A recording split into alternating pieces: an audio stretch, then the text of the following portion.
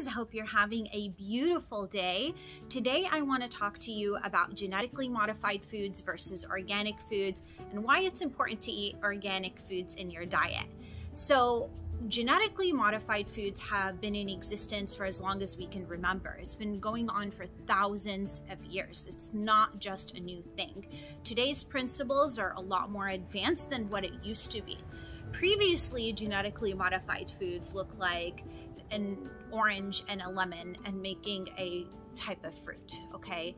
Today, genetically modified foods is completely different. We're not talking about fruits and vegetables together. We're talking about bringing in other living organisms, DNA, and putting it into the foods in order to make something that has a longer shelf life, in order to be able to make something larger, to produce more qualities of food.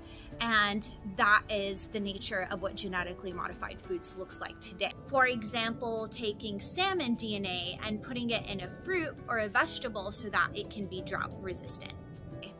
Now, there are a lot of negative things that come with eating genetically modified foods. First of all, while it's a good thing that we can mass produce food, it's actually a disadvantage because people are starting to overeat as a result, and we're creating a lot more waste. And that is an issue. That's an issue for Earth. That's an issue for people's health. That's an issue for obesity. It's an issue for so many different things.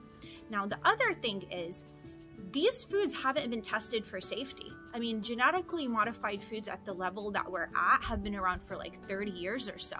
So we are essentially the guinea pigs, the lab rats, if you will, that are being tested and are seeing what the repercussions of that stuff is going to look like. So genetically modified foods are not labeled. We tried to pass labeling, but it didn't pass. Just think about it this way. If it's not marked organic, it's genetically modified, okay?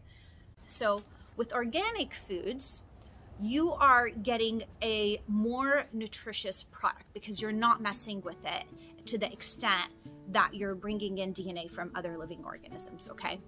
And you know where it's coming from. So it's more nutritious, it doesn't contain as many pesticides, and it just tastes better. Overall, organic food tastes better. You guys, when I went to Italy like a couple of years ago, and I just ate anything and everything that I wanted, and it just tasted amazing. Tomatoes tasted sweet, cucumbers, everything just tasted so amazing. Okay, now another disadvantage to eating genetically modified foods is this is where all the food sensitivities are coming from. Because we don't know what the repercussions of these foods are, we are developing all these allergies and these sensitivities to foods, and it's just getting worse and worse. So back to that Italy trip, I was in the midst of my health craze at the time, and I was even reluctant to go because I even experienced vertigo the night before I left for my flight. I was terrified. And I went, and I kid you not, I ate anything and everything that I wanted to eat. Not only did everything taste amazing, but I did not have one single symptom while I was over there. Mind you, I'm in Italy, but besides that fact, you're consuming food on a daily basis, and it just was not the same. If you go to other countries like Europe, the Middle East, Australia, you're going to notice that genetically modified foods are banned there because they want to taste the safety of these products before they release them out to the public. Unfortunately, the FDA is not as strict. Now that we've covered some of the basics of the differences between genetically modified foods and organic foods, we just want to go into why you should be eating organic foods and incorporating that into your diet. So it's a lot more nutritious, it contains less pesticides, it is going to be a lot cleaner and easier on your digestive system because you're not breaking down all the toxins that are coming with these foods, and you're giving your liver and your digestive system a break, okay? So Great. A lot of people come to me and say, well, Michelle, it's really hard to eat organic. Why is it hard to eat organic? Because it costs a lot of money. Well, if you have a family, that's so true. It is. I'm not going to be one of those people that says, oh, your health bills are going to be way more expensive. It's true, but let's, look at it from a realistic front.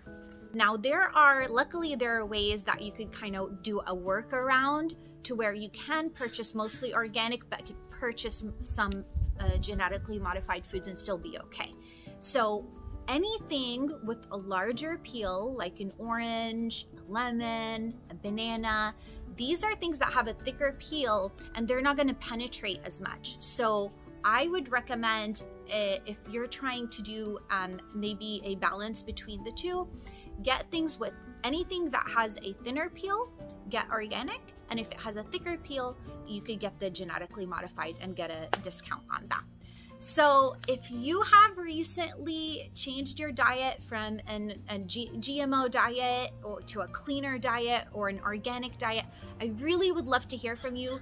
Go ahead and comment below. Tell me what your experience has been. How do you feel? I know I've been feeling so much better since I've been eating organic.